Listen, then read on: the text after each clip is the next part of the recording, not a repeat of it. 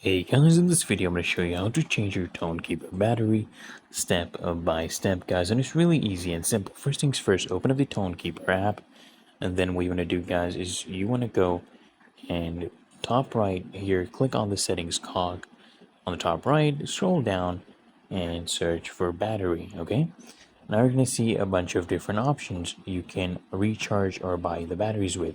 So choose any plan you want. For example, let's choose the 14.99 one, and then you can decide to pay either with your Play points if you have enough, or your debit or credit card, or your Google Play balance. I have currently $3.49, or you can add other payment options as well, as you can see. So if I choose both the credit card and my Google Play balance first, it would deduct money from my Google Play balance, and then it would deduct from my card. Or you can also add, your PayPal to make the transaction, and it's really that easy and simple, guys.